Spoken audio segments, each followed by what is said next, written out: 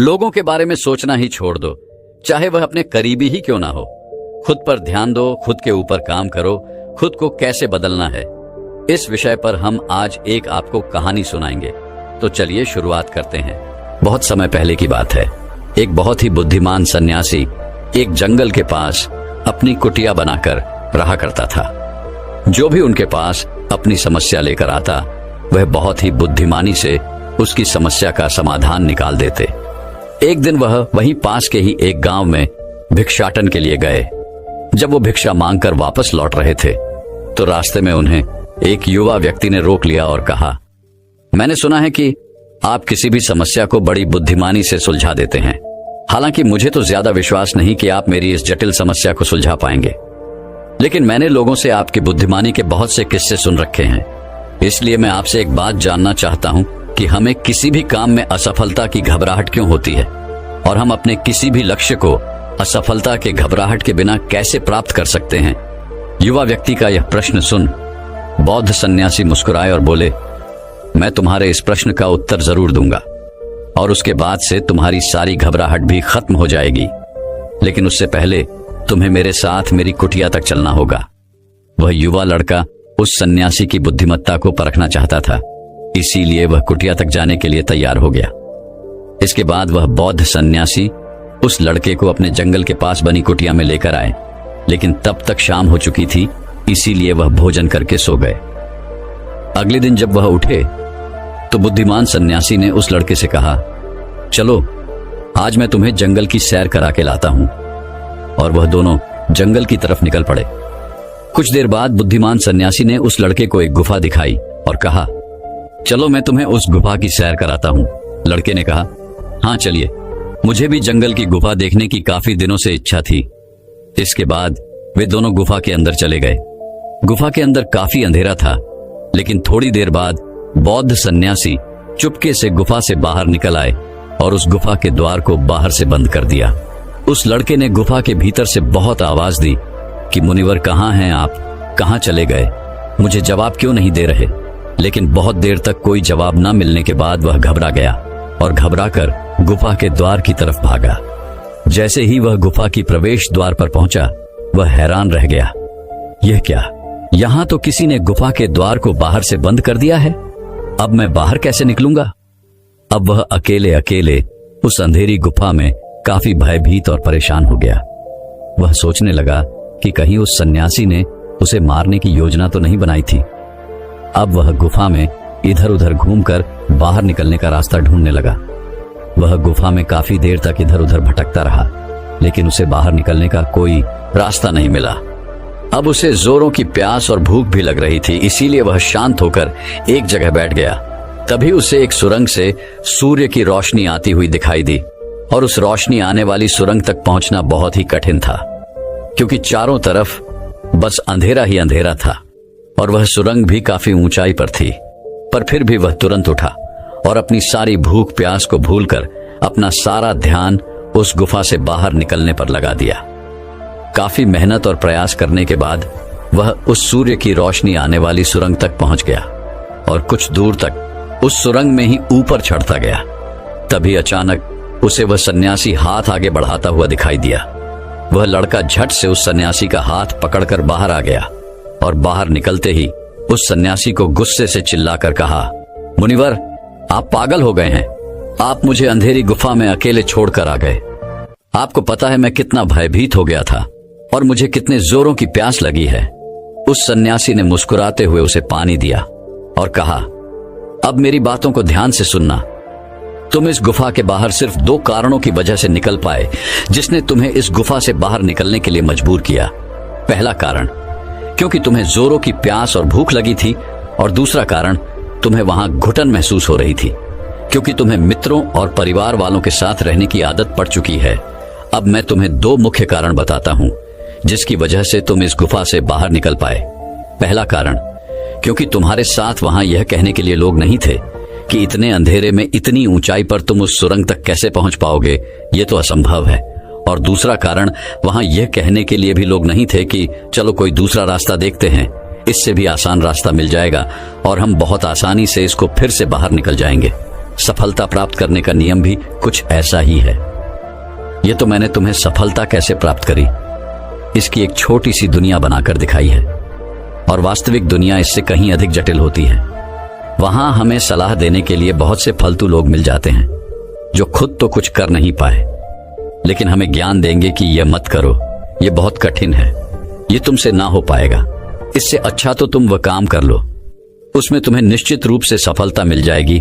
और ऐसे ही वह हमारे दिमाग को भटका कर चले जाते हैं और हमें खुद पर संदेह होने लगता है। सफलता ना मिलने का एक बड़ा कारण यह भी है कि सफलता प्राप्त करने की प्रक्रिया बहुत लंबी होती है, और यहाँ जब हमारा मन घंटों घंटों में बदल जाता है तो फिर लक्ष्य प्राप्ति के महीनों और सालों के प्रयास में ही हमारा मन क्यों नहीं बदलेगा। हमारा मन बदल ही जाता है और हम उस रास्ते को छोड़कर अलग अलग राष्ट्रीय अपनाने लगते हैं। गौतम बुद्ध अक्सर अपने शिष्यों से कहा करते थे कि परेशानियां हमें तभी दिखती हैं जब हमारा ध्यान हमारे लक्ष्य पर नहीं होता, और यह बात 100% सही है। जैसे जब एक तीरंदाज तीर मारने वाला होता है तो वह अपनी एक आंख को बंद कर लेता है और दूसरी आंख से सिर्फ लक्ष्य को देखता है, तब जाकर वह अपने लक्ष्य को भेद पाता है। ठीक इसी प्रकार हमें सफलता का डर तभी लगता है जब हमारा ध्यान अपने लक्ष्य पर न होकर रास्ते पर आने वाली कठिनाइयों पर होता है।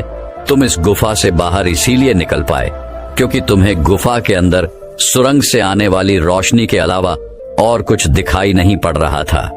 अगर उस गुफा के अंदर प्रकाश होता तो तुम वहां के बड़े बड़े गड्ढों और कीड़े मकोड़ों को देखकर डर जाते और वहीं भटकते रह जाते। इसीलिए अपना सारा ध्यान केवल अपने लक्ष्य पर टिकाए रखो और आसपास क्या हो रहा है, लोग क्या बोल रहे हैं, उस पर ध्यान देना बंद कर दो। तुम्हारे मित्र और रिश्तेदार क्या कर रहे हैं, उन्हें सफलता मिली कि नहीं, ये सब देखना बंद कर दो और केवल खुद के काम पर ध्यान दो। फिर देखना कि जब तुम्हारा समय आएगा तो लोग खड़े होकर तुम्हारे लिए तालियां बजाएंगे। और इतना कहकर वह बुद्धिमान सन्यासी मौन हो गए। उस युवा लड़के ने कहा, मुनिवर, आपने तो आज मेरी आंखें ही खोल दी। आपने कही हर एक बात में ही मुझे बुद्धिमानी नजर आई। आप सच में बहुत बुद्धिमान हैं, इसीलिए सभी आपको बुद्धिमानी का लोहा मानते हैं।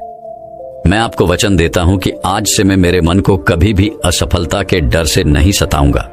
मैं अपना पूरा ध्यान सिर्फ अपने काम पर लगाऊंगा और जल्दी ही एक सफल व्यक्ति बनकर दिखाऊंगा। इतना कहकर उस लड़के ने बुद्धिमान सन्यासी का धन्यवाद किया और वापस अपने गांव चला गया। तो दोस्तों, चलिए इसके बाद की इससे भी अच्छी कहानी की शुरुआत करते हैं। पुराने समय की बात है। नगर में रहने वाला सबल नाम का एक लड़का अपनी जिंदगी से बहुत निराश था। उसकी निराशा का कारण यह था कि वह अब तक कुछ भी नहीं कर रहा था। उसके माँ बाप उसे ताने मारते कि तेरे सारे मित्र कुछ ना कुछ कर रहे हैं, लेकिन तू अभी भी घर में ही बैठा हुआ है। मित्रों के बीच भी अक्सर उसका मजाक ही बनता।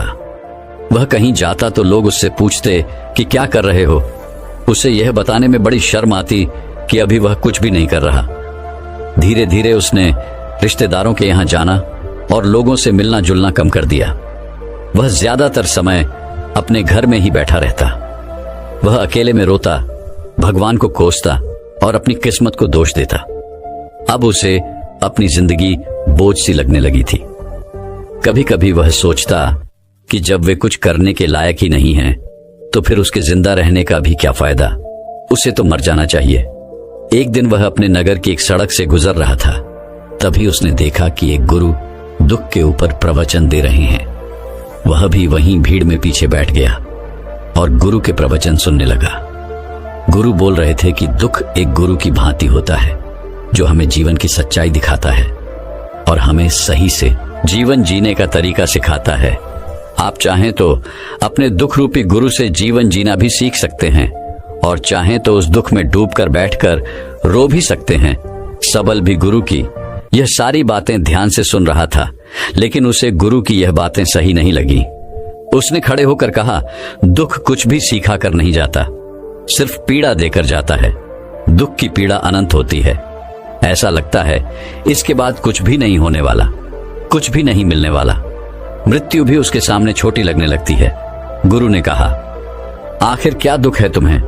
सबल ने अपना सारा दुख गुरु के समक्ष कह सुनाया और पूछा, क्या आपके पास मेरे इस दुख का कोई समाधान है? गुरु मुस्कुराए और बोले, जिस दिन तुम्हारे पास सच्चा दुख आए उसी दिन मेरे पास लौट कर आना, मैं तुम्हारे दुख का समाधान अवश्य करूंगा। इतना कहकर गुरु वहां से चले गए। सबल ने सोचा, क्या मेरा दुख सच्चा नहीं है? क्या जिस दुख से मैं गुजर रहा हूं वो झूठा है? कोई भी मेरे दुख को नहीं समझ सकता। जब माँ बाप नहीं समझ पाई तो गुरु क्या समझेंगे? अपने दुखों से परेशान होकर सबल ने एक निर्णय लिया कि अब वह कुछ करके दिखाएगा। उसने एक छोटा सा व्यापार शुरू किया, लेकिन उसमें उसे सफलता नहीं मिल रही थी। पर उसके घर वाले खुश थे कि वह कुछ तो प्रयास कर रहा है। वह अपने व्यापार में जुटा रहा और उसे धीरे धीरे सफलता भी मिलने लगी। फिर उसने रफ्तार पकड़ ली और सिर्फ 3 साल के अंदर ही वह एक बड़ा व्यापारी बन गया। अब सबल के चारों तरफ ऐसे बहुत से लोग थे जो उसकी चिंता करते थे, उसे पसंद करते थे, उसके काम की प्रशंसा करते थे। अब उसके घर वाले भी उसकी प्रशंसा करते नहीं थकते थे। दिन प्रतिदिन उसके मित्रों की संख्या बढ़ती जा रही थी। अब वह अपनी जिंदगी से बहुत ही खुश था। उसके कुछ मित्रों ने उसे सलाह दी कि जब तुम बड़े व्यापारी बनकर इतने खुश हो तो सोचो कि अगर तुम इस नगर के, इस राज्य के सबसे बड़े व्यापारी बन जाओ तो तुम्हारे पास कितना सुख होगा, कितने लोग तुमसे जुड़ना चाहेंगे, तुम्हारा कितना नाम फैलेगा। स्वयं राजा भी तुमसे मित्रता करना चाहेंगे और जरूरत पड़ने पर तुमसे ही धन उधार लेंगे। मित्रों की यह बात सबल के मन में घर कर गई। अब उसने और भी धन कमाने का प्रयास शुरू कर दिया, लेकिन उसे यह सब कुछ बहुत ही जल्दी चाहिए था। वह यह सब कुछ प्राप्त करने में अपना ज्यादा समय बर्बाद नहीं करना चाहता था।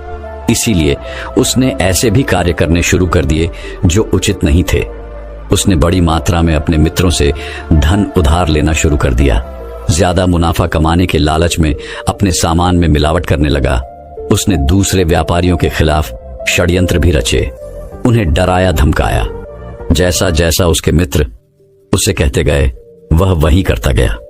वही इन तरीकों से ज्यादा धन तो कमा रहा था, लेकिन अब उसके जीवन में सुकून ही रह गया था। उसके मन की शांति गायब हो गई थी। उसे रातों में नींद नहीं आती थी। वह किसी उधेड़बुन में लगा रहता था।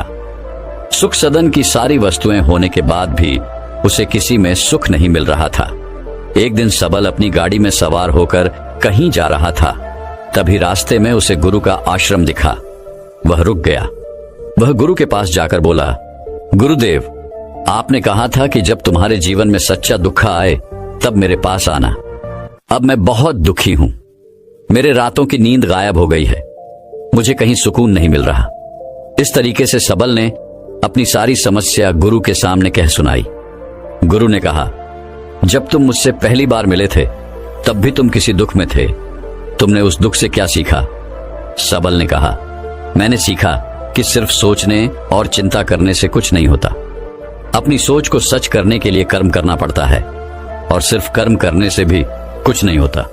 अपने कर्म को अंतिम पड़ाव तक ले जाना भी आवश्यक होता है।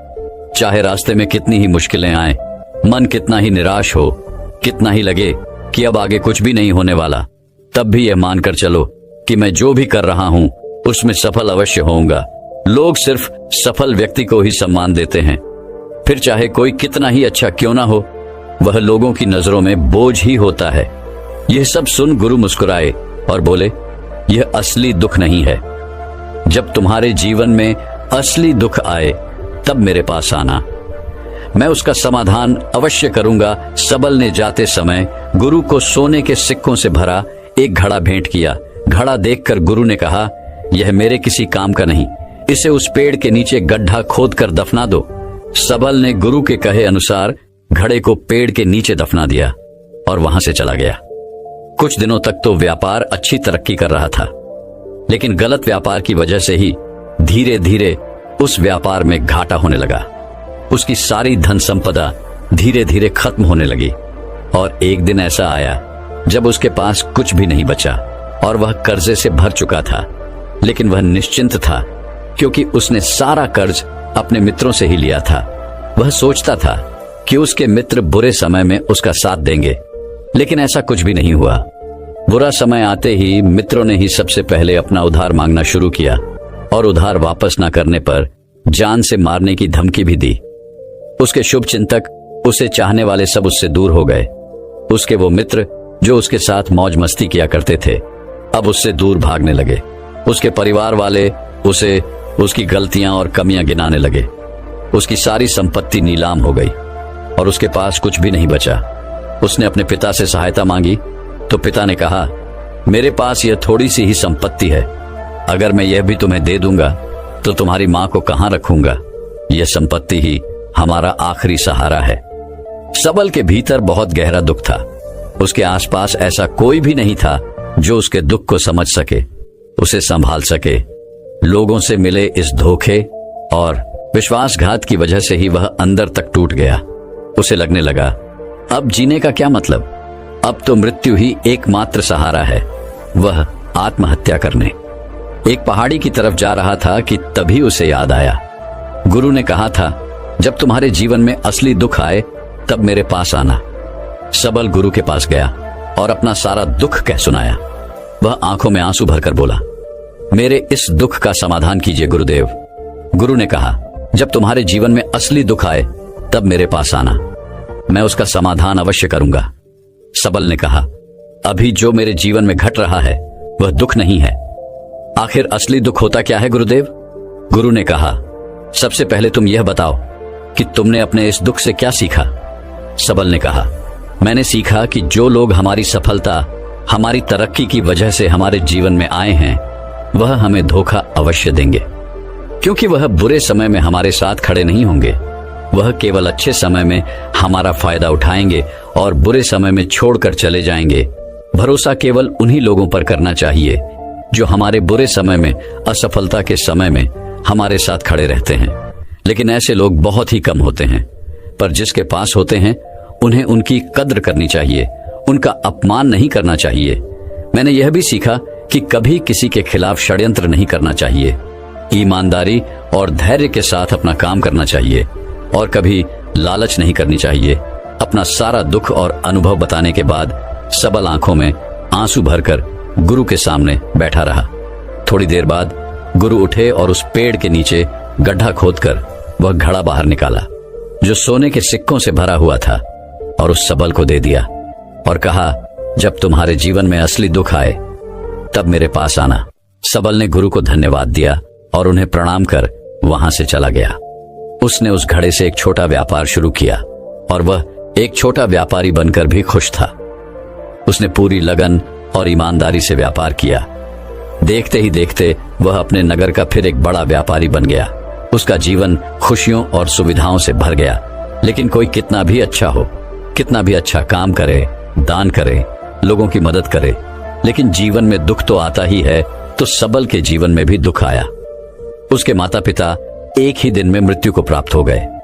सबल अपने माता पिता से बहुत प्रेम करता था, इसलिए उसे उनकी मृत्यु से बहुत गहरा आघात पहुंचा। वह उन दोनों के पार्थिव शरीर को शमशान घाट ले गया, जहां उनकी अंतिम क्रिया की गई। वहां उसने अपने माता पिता के शरीर को जलते हुए देखा तो उसका मन बेचैन हो गया। उसके अंदर बहुत से प्रश्न उठने लगे। वह घर वापस आया तो उसने अपने माता पिता के घर और संपत्ति को देखा, जिसके लिए उसके पिता हमेशा लड़ते रहते थे। आज वो लावारिस पड़ी है। आज उसकी देखरेख करने वाली, उसके लिए लड़ने वाली इस दुनिया से ही चले गए। उसके पिता ने जो भी कमाया था, जो भी बनाया था, वह सब यही रह गया था। एक दिन पहले तक किसी से भी अपनी संपत्ति के लिए लड़ जाने वाले उसके पिता आज खुद इस दुनिया से अलविदा हो गए थे। उसका मन इसी तरह के अनेक विचारों के बवंडर में फंसा हुआ था। उसे अंदर से अकेलापन और डर महसूस हो रहा था। उसे कुछ खालीपन सा महसूस हो रहा था। उसे लग रहा था कुछ तो है जिसे वो समझ नहीं पा रहा। इसीलिए वो गुरु के पास गया। उसे देखते ही गुरु ने कहा, क्या जीवन में कोई दुख है? सबल ने कहा, वैसे तो जीवन में कोई दुख नहीं है गुरुदेव, सब सुख है, सब अच्छा चल रहा है। लेकिन आज मेरे माता पिता की मृत्यु हो गई। इस घटना से मेरा मन बहुत दुखी और बेचैन है। गुरु ने कहा, इसमें दुखी होने वाली कौन सी बात है? एक दिन तो सभी के प्रियजनों को मरना ही है। हमेशा जीवित न तो कोई रहा है और न ही कोई रहेगा। एक दिन तो तुम्हें भी मरना ही है। हो सकता है कल ही मर जाओ या आज भी मर सकते हो। सबल ने कहा, यह आप क्या कह रहे हैं गुरुदेव कि मैं भी मर जाऊंगा? पर मैं तो अभी जवान हूं। गुरु ने कहा, इस भ्रम में तो सभी जी रहे हैं कि मृत्यु दूसरों को आती है, बूढ़ों को आती है, लेकिन बूढ़ों के सामने ही जवान मर जाते हैं, बच्चे मर जाते हैं। मृत्यु का किसी की उम्र से कोई संबंध नहीं, यह तो सबको अपना शिकार बना लेती है। गुरु की यह बातें सबल के मन में घर कर गई और वह चुपचाप वहां से चला गया। लेकिन उसका मन अभी बेचैन था, अब भी अशांत था। वह कुछ खालीपन सा महसूस कर रहा था। वह पूरे दिन अपने बारे में ही सोचता रहता कि वह कौन है, इस दुनिया में क्यों आया है, क्या सिर्फ चीजों का प्रयोग करना और मरना ही जीवन का लक्ष्य है। ऐसे ही बहुत से प्रश्न उसके मन में लगातार उठ रहे थे, लेकिन उसे अपने किसी भी प्रश्न का उत्तर नहीं मिल पा रहा था और उसका दुख दिन प्रतिदिन बढ़ता जा रहा था। इसीलिए कुछ दिनों बाद वह फिर गुरु के पास पहुंचा और बोला, गुरुदेव, मैं बहुत दुखी हूं क्योंकि मैं यह नहीं जान पा रहा कि मैं कौन हूं और इस दुनिया में क्यों आया हूं। यह सुन गुरु मुस्कुराए और बोले, आज पहली बार तुम्हारे जीवन में सच्चा दुख पैदा हुआ है। वास्तव में यही है जो दुख कहलाने के लायक है कि हमें पता नहीं कि हम कौन हैं, क्यों आए हैं, क्या करना है, कैसे करना है। सबल ने कहा, गुरुदेव, मेरे इस दुख का समाधान कीजिए। गुरु ने कहा, हम सभी इंसान जीवन भर क्या इकट्ठा करते रहते हैं। सबल ने कहा, हम सभी इंसान जीवन भर धन, संपत्ति, मान सम्मान, परिवार, मित्र, पद प्रतिष्ठा इत्यादि इकट्ठा करते रहते हैं। गुरु ने कहा, क्या इन इकट्ठा की हुई सभी चीजों में से एक भी चीज हम अपने साथ ले जा सकते हैं। सबल ने कहा, नहीं गुरुदेव, इनमें से कुछ भी साथ नहीं जाता। मेरे माता पिता के साथ भी कुछ नहीं गया, सब तो यही छूट गया, घर, परिवार, संपत्ति, सब कुछ। गुरु ने कहा, अब मेरी बातों को ध्यान से सुनना। इस दुनिया में हमें जो इकट्ठा करना चाहिए वो तो हम कभी इकट्ठा करते ही नहीं। चीजें हमारे सामने ही होती हैं, लेकिन हम उन्हें देखने का प्रयास ही नहीं करते। इस दुनिया में हमें जिस चीज को इकट्ठा करना है वह हम खुद हैं। हमें खुद को ही इकट्ठा करना है ताकि जब मृत्यु हो तो हम एक हो सके और स्वयं को पहचान सके हम भीतर से बटे हुए हैं। प्रेम में, नफरत में, क्रोध में, जलन में, क्रूरता में, धन में, संपत्ति में, पद में, प्रतिष्ठा में, मान में, पहचान में, धर्म में, जाति में, ऐसे ही सैकड़ों हजारों चीजों और वासनाओं में हम बटे हुए हैं। हम टुकड़ों में जीवन जी रहे हैं। इस बंटवारे की वजह से हमारी चेतना कभी एक नहीं हो पाती। हमारी चेतना शक्ति बिखर गई है, इसलिए हमारे पास इतना भी समय नहीं है, इतनी भी ऊर्जा नहीं है कि हम मुड़कर एक बार अपने भीतर देख सकें। वास्तव में जिस धन की कमी, सुविधाओं की कमी, मान सम्मान की कमी को लोग दुख समझते हैं और जीवन भर उसे दुख दुख बोलकर रोते रहते हैं और उनका समाधान खोजने का प्रयास करते रहते हैं, उन्हें उसका समाधान कभी मिलेगा ही नहीं, क्योंकि जिन्हें लोग दुख कहते हैं वो असली दुख है ही नहीं। वो तो सिर्फ इंसान की चाहत है, उसकी इच्छा है, जिसकी पूर्ति कभी नहीं की जा सकती। इसीलिए यहाँ व्यक्ति को ऐसे दुखों का कभी समाधान मिला ही नहीं। इसीलिए इन सब के ऊपर अगर अपने दुखों का परम समाधान चाहिए तो सबसे पहले अपने आप को इकट्ठा करो, अपनी ऊर्जा को इस संसार से वापस खींचो और एकत्रित करो। अपने ऊपर ध्यान दो, खुद पर ध्यान लगाओ। मृत्यु से पहले ही अपने आप को पहचान लो, ऐसे ही बिखरे हुए मत चलो। सबल ने कहा, तो क्या गुरुदेव हमें ये संसार छोड़ देना चाहिए, अपनी सभी इच्छाओं को मार देना चाहिए, किसी से प्रेम नहीं करना चाहिए, धन संपत्ति नहीं इकट्ठा करनी चाहिए, मान सम्मान की आशा छोड़ देनी चाहिए? गुरु ने कहा, एक बिखरे हुए मनुष्य के अंदर से कामनाएं, इच्छाएं और वासनाएं ऐसे ही निकलती हैं जैसे पहाड़ से कोई पत्थर गिर रहा हो, जिस पर पहाड़ का कोई नियंत्रण नहीं है सिवाय देखने, परेशान होने और कुछ होने के। इसी प्रकार एक बिखरे हुए मनुष्य की इच्छाएं अनियंत्रित और दुखदायी होती है। उसका अनियंत्रित मन कुछ भी इच्छाएं और कल्पनाएं करता रहता है और दुखी होता रहता है। लेकिन जब व्यक्ति एकत्रित हो जाता है तो वह जो भी करता है सब उसके नियंत्रण में रहता है, तब इच्छाएं भी उसकी इच्छा से निकलती हैं। सबल ने कहा, गुरुदेव आपने मेरे सच्चे दुख का समाधान कर दिया, आपका बहुत बहुत धन्यवाद। आज से मैं खुद को एकत्रित करने का प्रयास करूंगा। गुरु ने कहा, मानो शरीर में बहुत ऊर्जा है, बहुत शक्ति है और यह बेकार के कामों में भटक रह गई है, पृथ्वी की चीजों में लगी रहती है। यह ऐसा ही है जैसे कि एक अत्यंत शक्तिशाली मशीन किसी बच्चे के हाथों में दे दी गई हो और वह बिना सोचे समझे, बिना किसी नियंत्रण और जानकारी के बस इसकी शक्ति को कहीं भी बर्बाद कर रहा हो। इसीलिए अपने चेतना की शक्ति पर ध्यान दो और इसे एकत्रित करो। सबल को अपने प्रश्नों का उत्तर मिल चुका था। उसने गुरु का धन्यवाद किया और चुपचाप वहां से चला गया। दोस्तों, मैं उम्मीद करता हूं कि यह कहानी सुनने से आपके जीवन में अच्छे बदलाव आए होंगे। आपको इस वीडियो से क्या सीखने मिला, ये कमेंट करके जरूर बताएं और अपने परिवार, दोस्तों या आपके करीबी इंसान के साथ ये कहानी शेयर करके उन्हें भी इस ज्ञान से परिचित करवाएं।